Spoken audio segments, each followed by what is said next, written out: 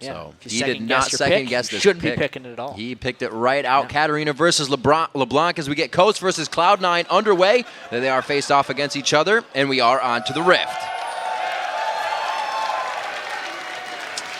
2 wins, 4 losses for Coast versus Cloud9's 4 wins, 1 loss. Let's see what they can do to tarnish each other's records here and build up a little bit for their fans.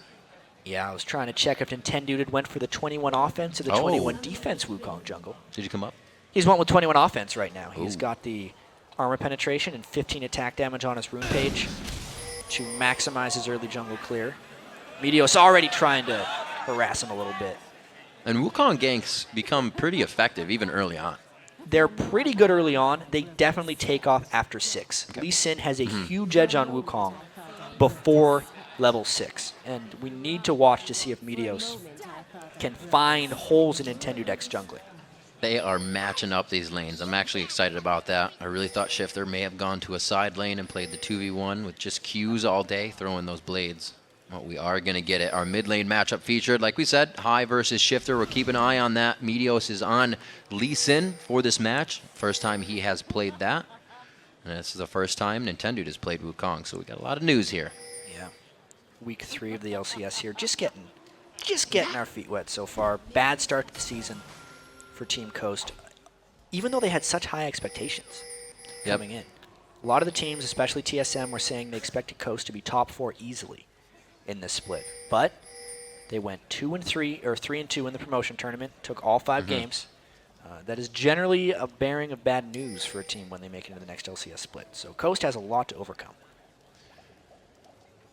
They're always trying to innovate. We saw it was Nintendo Dex with that tank fiddle, bringing Leona into the jungle as well. So they are a team that tries to adapt and even bring out new things. This is one of those, and we'll see if it works for them. As the game is now underway, we're going to get even lane matchups here. And we know that Cloud9 likes to focus high with Meteos a little bit. Get those 2 rolling in the early part of the game. There's a little bit of jungle mind games going on, too. Just speaking of getting rolling early. Yeah. There's a ward on the red buff of Cloud9 because they expect Meteos to harass Nintendo Dex at his red buff. They're really trying to prevent that from happening. If Meteos goes over to his red, it's kind of that mind game of they have to fear it anyway. That's why the ward is there, meaning Nintendo should be able to take his red unharassed. Right, not being scared at all. So now they have vision on him. The ping is there, and we'll see him dip over to the red buff. Looks like Meteos is definitely moving a bit faster in this situation, though. And High is getting a little bit of a push on his lane that Shifter's let happen. See sneaking Wish Fusion trading a few shots bottom. No help from Lemon Nation or Daydreaming on that as they 1v1. But they are kind of trading damage back and forth, so nobody has the upper hand here. Yeah, so far, not much happening. You can see obviously Nintendo Dex going in, attacking, and then using his Wukong Q. Try and get extra jungle speed that way. Also getting rather low, and you can see this is why it's dangerous against Lee Sin. If Meteos found him in the jungle there, he would be able to kill him. It looks like Meteos is actually making that move right now, Jat. He was hoping that he would find Nintendo coming back around, or even will be able to find him again. Yeah, he's definitely on the hunt right now. Taking his wolves away, doing a little bit of counter jungling. Might even try and take the white on the way out. We'll have to wait and see. But these are just weak lanes early on from Coast. Not only do they have an invadable jungler, Mundo is always going to get pushed in by Renekton, and LeBlanc is a nightmare matchup for Katarina in the mid lane. All these things we've talked about. So Nintendo Dex has to avoid running into Meteos. Avoid running into Meteos, but also how well can he fare losing these camps if it keeps happening? Yeah, well, so far he just had that one camp, and he can rotate down to its wraiths. It is much more difficult to counter jungle when there's 4 small camps. Unless you're actually killing the other jungler. If you're just taking his camps, he can generally recover. Looks like he is trying to go back and forth. Shifter getting a bit of damage put on him, and this is calling Nintendo Dex to hover here in middle. Meteos coming in. Looks like they're going to try to trade a bit of damage back. They're both left just with nothing. If Meteos would have landed that Lee Sin Q, I think it would have forced a flash out of Nintendo Dex. Nation trying to get bush control, but Daydreamin' says no way. Getting that with Annie, keeping those stuns charged and really helping Coast to keep that bottom lane. They're only up 4 CS so far. So far, it's been an okay hold by Coast, but you can really see the pain of that mid lane matchup. 28-15, LeBlanc versus Katarina. with both junglers making a very brief appearance together, so they really had no impact on that lane overall. Hai's going to be looking to continue to punish Shifter, and Shifter has to play now from behind. And there's kill potential there. Obviously, both champions taking Ignite. We are getting the first back here, and there was not much grabbed up by Shifter. He looks to grab the ability tome for a little bit. Because he didn't have much gold. Yeah. Can't really grab much when he only got 15 farm at 5 minutes into the game. Oh, Nintendo on the first gank for balls. This could work. He got the first slice, and he gets the dice through, going for the call to Meek to get some Got HP back. He's going to get the hit. One last. He gets caught up in the minions. Oh, fancy feet. Nintendo X with the first kill. Yeah, that was just a very well-timed gank for Nintendo. His red buff was there for the start of the gank, and it actually just expired near the end. Balls could not get a slice and dice combo there to really get him to safety. Nintendo very smartly hit him with the Q before he went for his dash on Wukong, making sure that after the flash he could still close the distance. Everything went right for Coast on that gank, and they're the ones that walk away with first blood. It shows very well. They're still down 100 gold right now, according to these lanes. And right now, it's Sneaky and Lemonation trying to deny experience here, but Wiz Fusion Daydreaming getting back just in time to soak it up. Yeah, we talked with Doublelift about why he's still picking Ezreal. And he says, because I want to win the lane. Right. Ezreal, an incredibly strong laner, just like Caitlyn.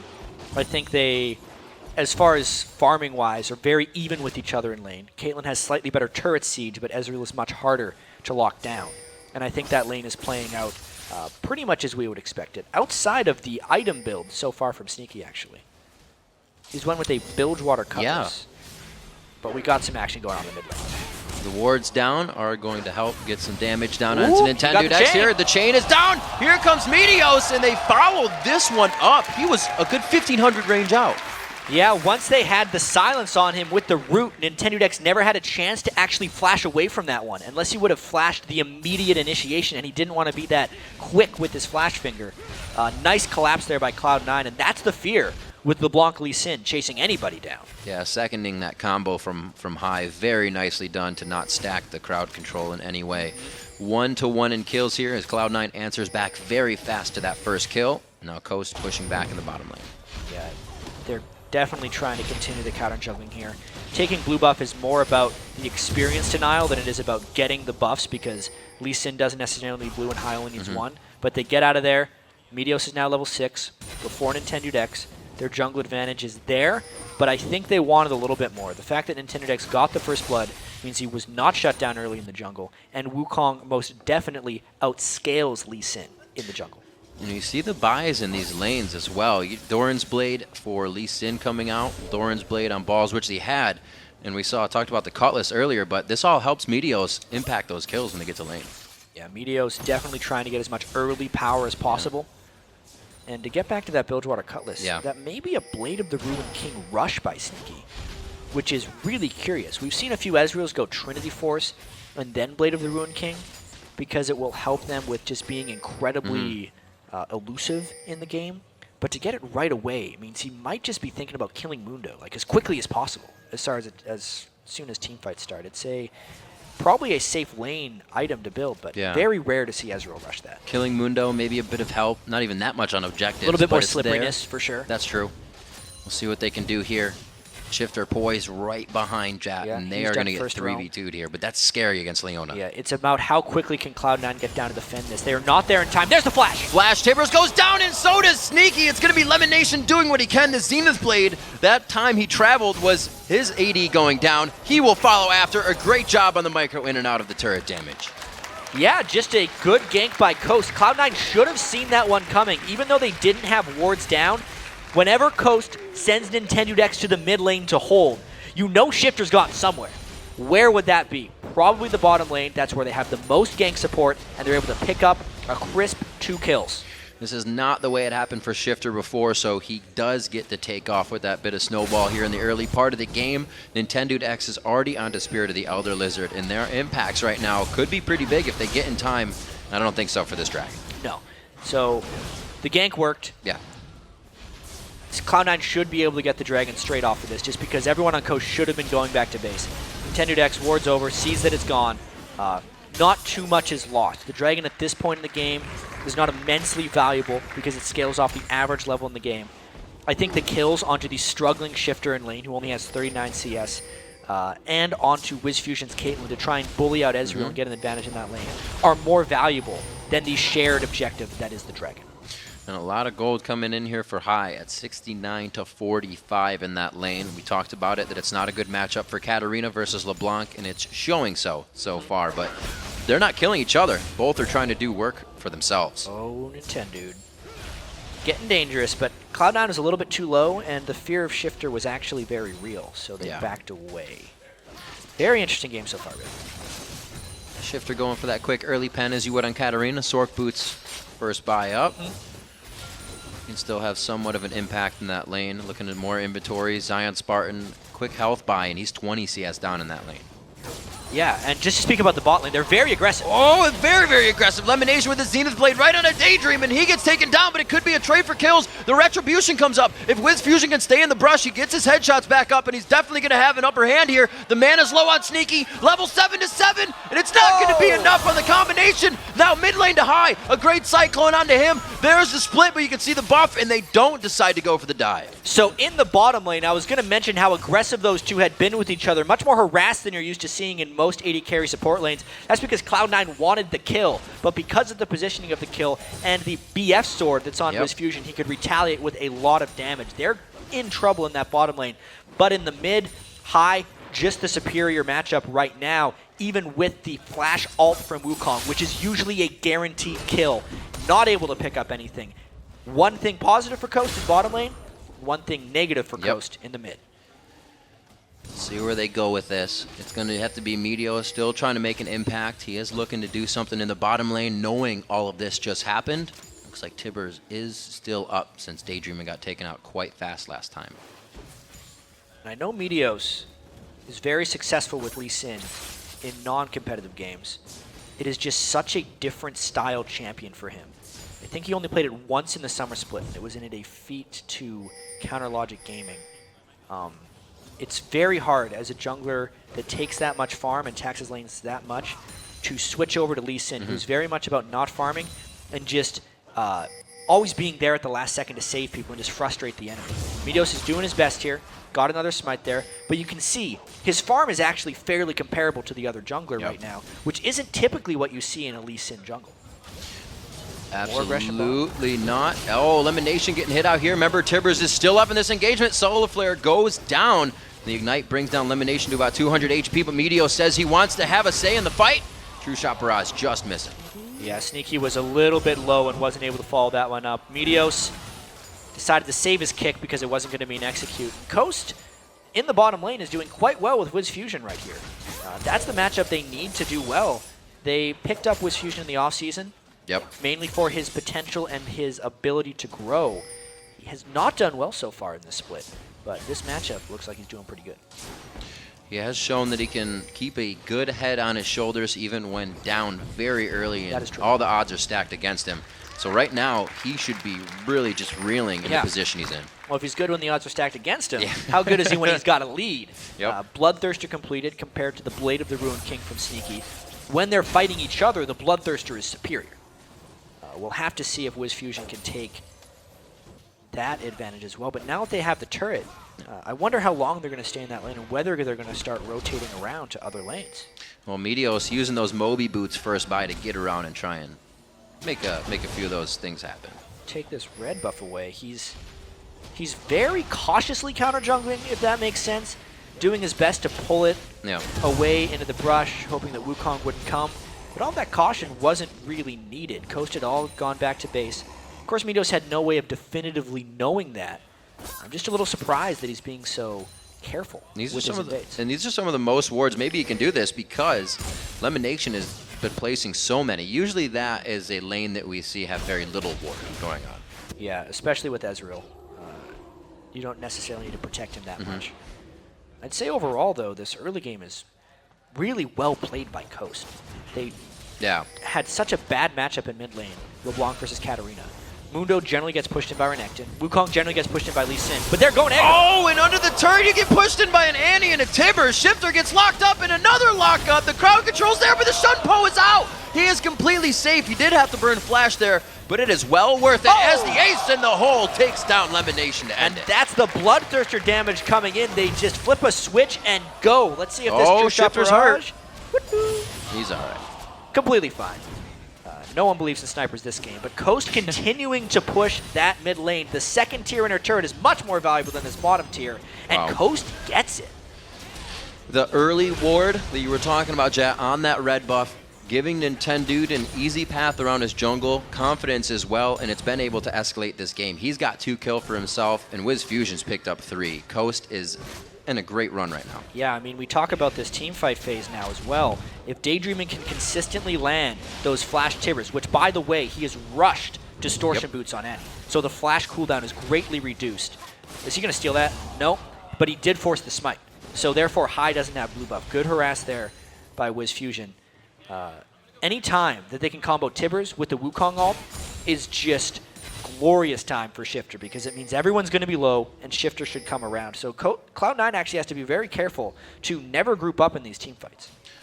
An unfortunate position to have such a big wave bottom, because the smite being down from Meteos right now would be a great engage for them with this fight composition. We were just talking about 16 minutes in. They can dictate some of the game right now, and they need to pressure that advantage. Yeah, this is the big thing here. Wukong ultimate almost up, and That's true. Tibbers almost up. If Cloud9 had Meteos in position, they could have just rushed down that dragon as quickly as possible. He was off, finishing his jungle item. He wanted to be more powerful for that fight. It was just a misuse of the timing, unfortunately. And Cloud9 now looking to initiate, but everything on Coast is up. This is dangerous for Cloud9. Do they want the monkey? Nintendude still trying to look to get to the back line to put in that Cyclone. High is in the lockup position. He is taking damage on the back line still. Death Lotus goes down, but Shifter kicks himself out of it right away. Daydreaming and Ball's going head to head, and that is not going to work for Daydreaming. All of Coast is running from this fight right now, but it is going to be a trade for 2-2 right now. Nintendude X very, very low, and it looks like he will finally go down. Sneaky hits him up. Spartan trying to run. He's got the ultimate out of Sadism.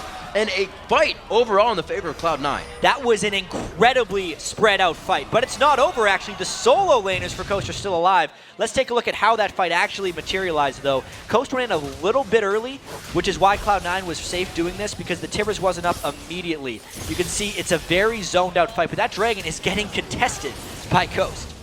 They were able to grab that up. Very good job by Cloud9 in the end of that whole quarrel in front of the Dragon Pit. Yeah, action-packed game to say the least, especially when we compare it to our first game today. It's watching 2 completely different styles right here. Coast is definitely bringing it this game. No fear in their initiations at this point, but they couldn't lock down Cloud9 exactly like they wanted. And Cloud9 had a very good eye for Shifter in that fight.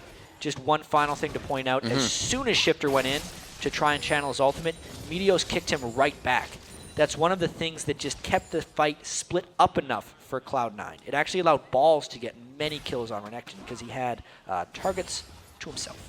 And to keep it on Shifter for a second, doing quite well, not in CS, but for himself. It's like these guys went into this lane knowing they weren't going to be the ones to fight each other, but everything was going to come from the side lanes and from roaming. You can't expect much else when you pick Katarina into LeBlanc. You're not able to stay near LeBlanc, and if his minion wave is gone, he can't farm. It's actually a little bit unfortunate for Coast that Shifter hasn't picked up more kills, but instead assists, because he really needs the gold in order to stay competitive. 5,100 to 5,900. Some of those kills were back on his side. He would be much more potent at this point. But we've seen how Shifter, even when down in games, can nearly explode on Katarina. There was that fight last week against TSM where Shifter nearly turned the game around by going in perfectly and getting about 5 Katarina Sinister Steel W's off in that fight. Looks like a little bit of a tussle in the mid lane. Meteos and Sneaky are going to be joined on the side here by High Elimination, so it looks like they're positioning at least to gain control over the mid lane and see how Coast responds to this. They have pink wards down towards the bottom side of the map, and then at 20 minutes, they're actually warding up Baron, but I don't think anybody really has the damage for it yet. Yeah, not necessarily. We don't have any of those amazing Baron killers in this game. Zion Spartan will be the closest thing to with Mundo being able to tank it up. So that Blade of the Rune King straight into the Last Whisper build for Ezreal. Yeah, he is, right now, I feel like focused on Zion Spartan's Mundo. I think he's just saying, I'm going to have to be a tank killer. He thinks the rest of his team can kill the squishies, which is kind of true. If Balls and High are the ones that are trying to go for Shifter and Wiz Fusion, that's actually enough. The only job of AD carry sometimes is just to deal with tanks. That's why there's that whole everyone kill the AD carry. AD carry's just worrying about surviving himself.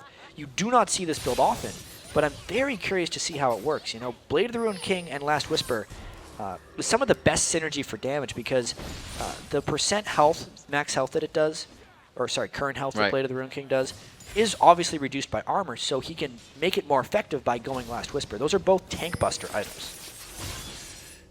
Tank buster items for Ezreal, the Static Shiv and Blood Thirster for Wiz Fusion, who's pretty much keeping himself safe in these fights. He doesn't have too much peel. The Tibbers kind of used on engagement, so we'll have to see where his positioning is. 3-1-3, so still doing well for himself. 173 to CS there. They're actually quite even. 170 to 170. We might see a whole bunch of turret pushing right here. Will Cloud9 decide to push mid in retaliation, or are they going to try and collapse? This just all tells us how aggressive Cloud9 is feeling right now. Balls would have to get in on the right target, and Cloud9 has to be very careful on this flank. Watch out if Daydreaming gets blown up by High. This fight could be over before it starts. Over the wall, the chain hits him as well. The chain won't lock. Oh no! He almost got himself in, but out with the Annie. And High is very, very hurt after that engagement. It was all about who could hit the other man first. Yeah. Daydreaming was the one to lock down High before he could blow him up. You got to have confidence in yourself. Person who makes the first move generally wins these fights. Now they want to set up a siege, but High has went back to base with home guard boots. He's back, and there's no Tibbers for this fight. So Cloud9 might actually look to initiate. Oh, they might look to. They solar flare 3 members of the team. Wiz Fusion very low, and you can't get away if you're in the middle of the fight as an AD carry. Cloud9, however, eating resets right now. It's going to be a double kill for Sneaky. It was a lot of damage, but not as many kills as it looked like for Coast. Wow, that fight was dangerous, to say the least. Cloud9 did get a good initiation down onto Wiz Fusion, but if Shifter got a little bit more lucky, just watch how the Solar Flare slows nearly everyone, and then they combo it all up. But look how grouped up they are for not only the Wukong ult, but for when Shifter tries to go, and you can barely see him. He's channeling his ult. That only hits 3 people. And then if he could have gotten a kill a little bit earlier and didn't draw that turret aggro, he might have been able to keep spinning and finish off more people for Cloud9. But they were able to finish him off in the nick of time.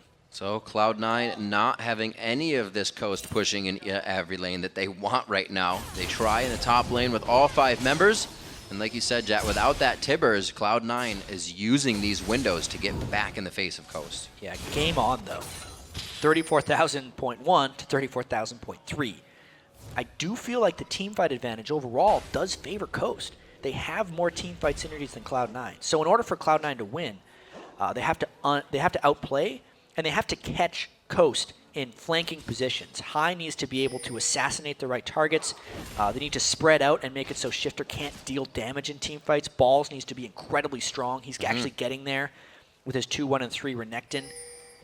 Balls is honestly one of the best top laners in North America. It's just, you don't notice him so much because everything about Cloud9 is Medios over and over again, but it's always Balls who's there with a solid play.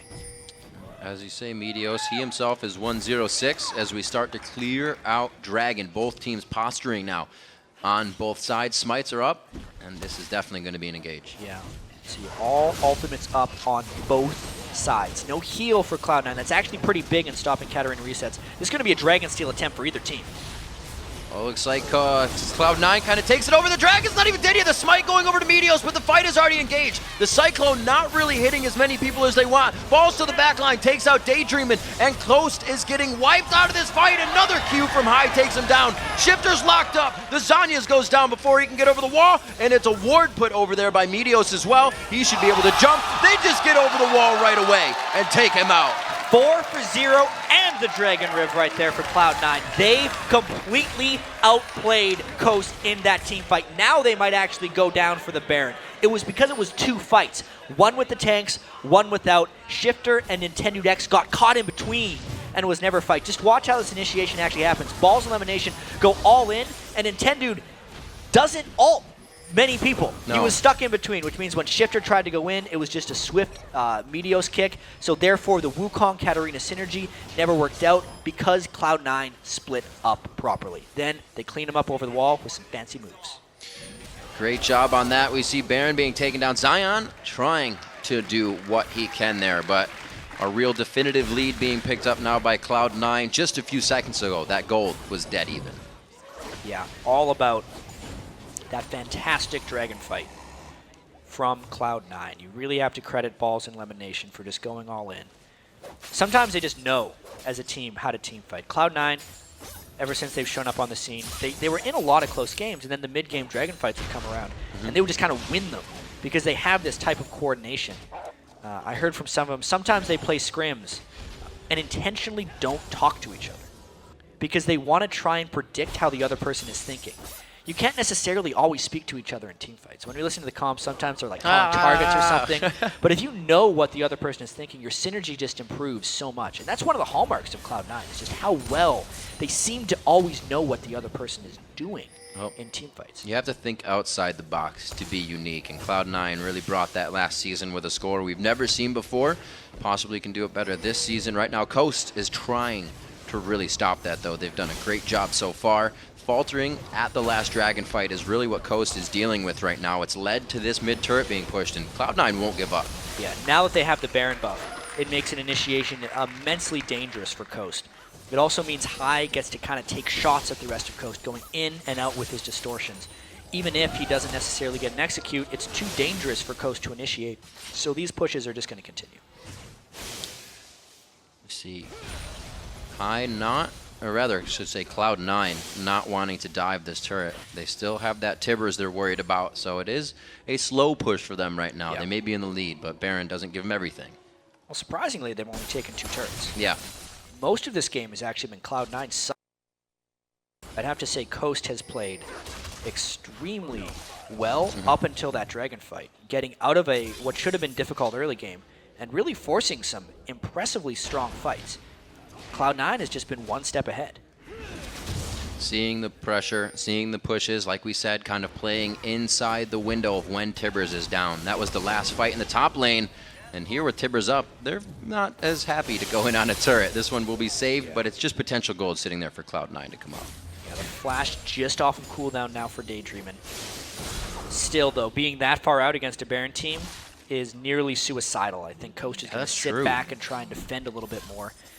There's only about a minute and a half left on the Cloud9 Baron buff. Coast should look for a fight probably once the Baron buff is gone on Cloud9. They would still have a chance in these team fights, you know, despite being down about 7,000 gold. If they can pull off a combo on these squishy people of Cloud9, they can still come out on top in a team fight.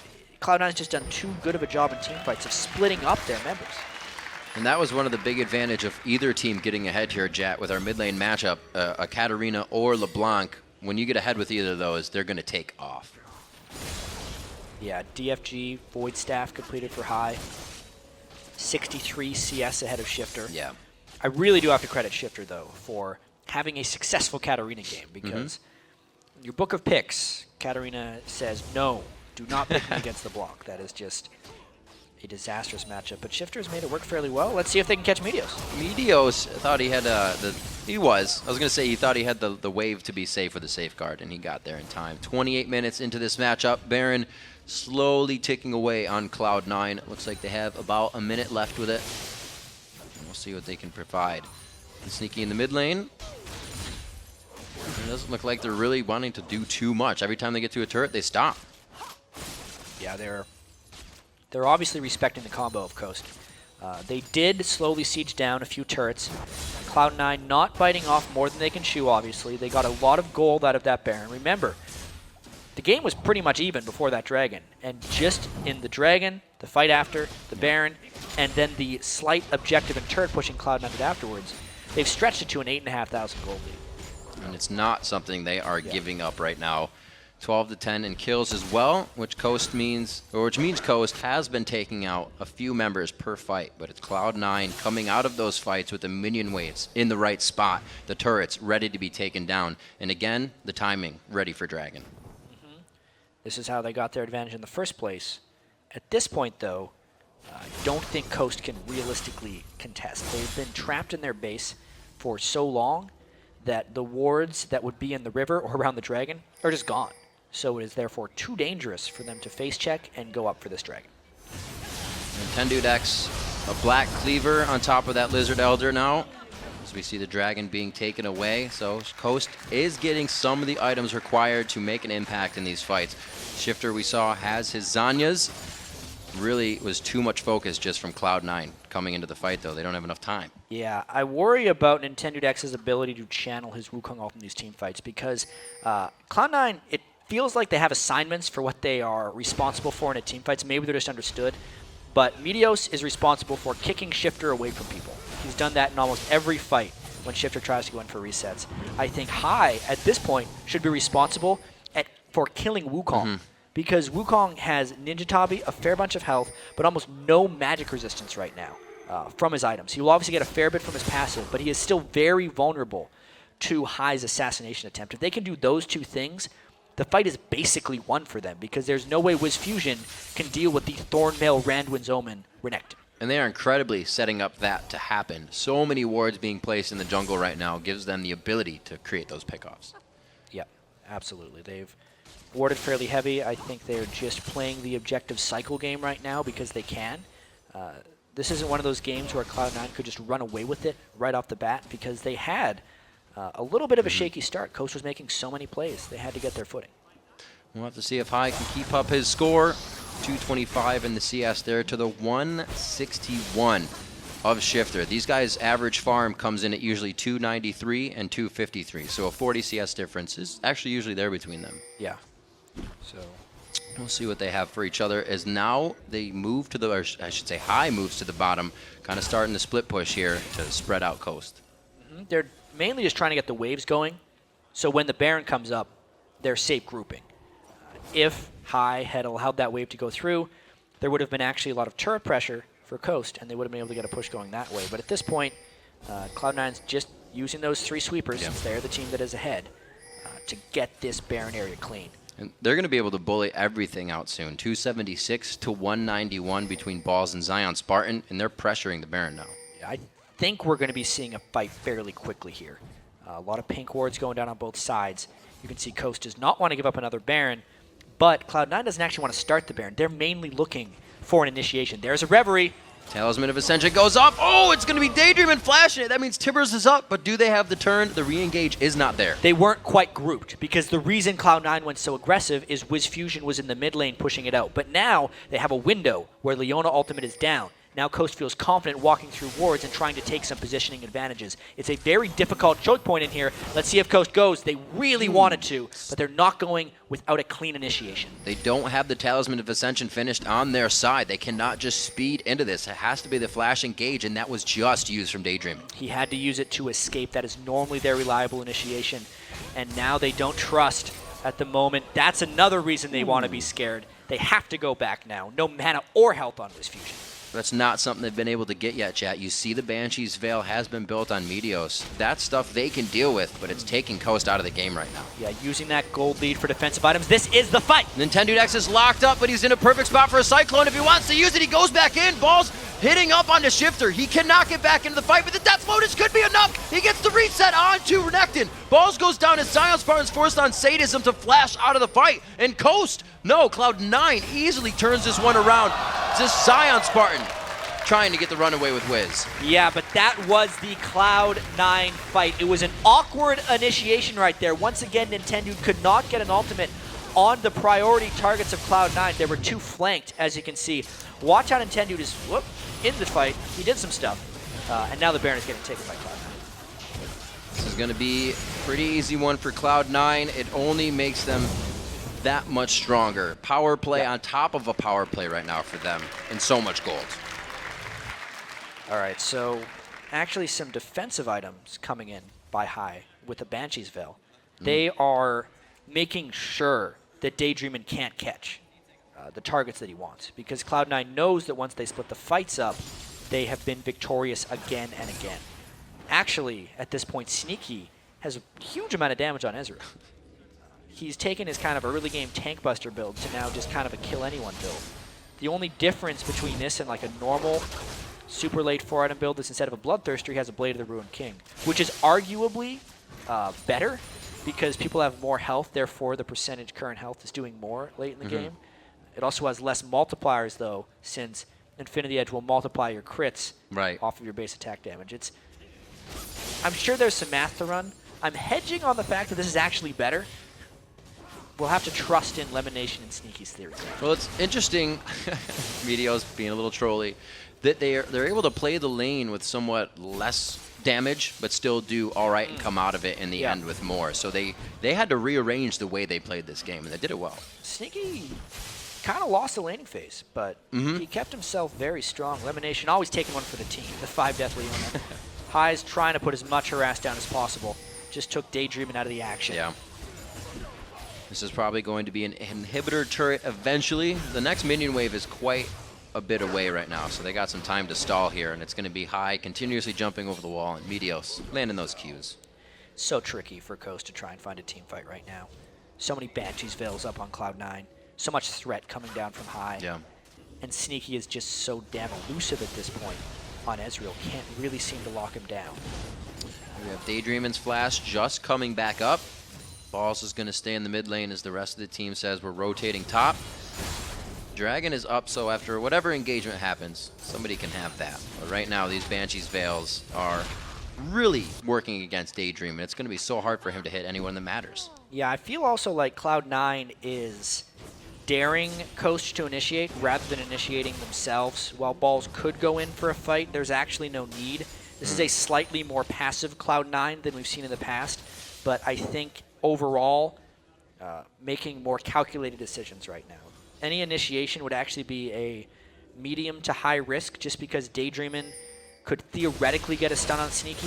Sneaky has no cleanse. Also, Lemonation has no Mikhail's Crucible. Yeah. So he could actually get locked down and potentially burst it out. If that happens, the rest of Coast could take down the rest of the team. So it's like this really off chance that Coast could win a team fight.